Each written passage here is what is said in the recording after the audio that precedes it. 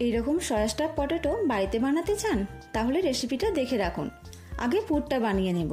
প্রথমে কড়াইয়ে জল গরম করে শুকনো লঙ্কা, দারচিনি আর ছোটো এলাচ দিয়ে দিলাম।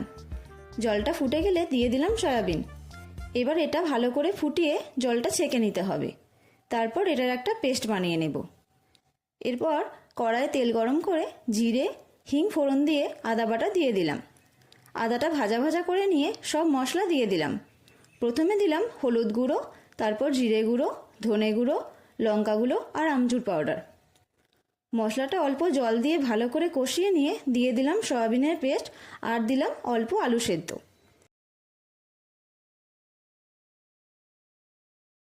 এবার নুন, চিনি, কুচনো কাজু বাদাম কিশমিশ দিয়ে ভালো করে মিশিয়ে নেব।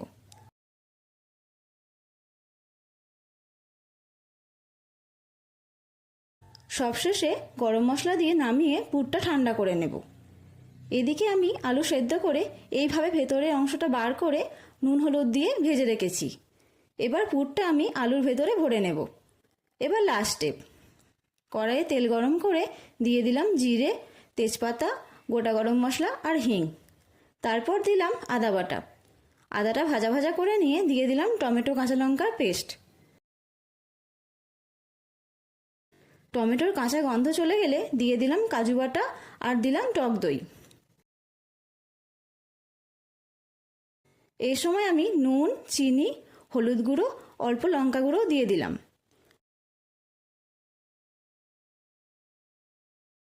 গ্রেভি রেডি হয়ে গেলে আলুগুলো দিয়ে দিলাম। গ্রেভির সঙ্গে আলুগুলো ভালো করে ফুটিয়ে নিতে হবে।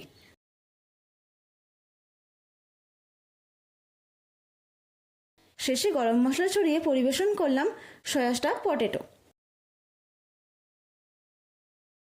সরস্বতী পুজোর দিনে নিরামিষ এই রেসিপি বানিয়ে ফেলতেই পারেন।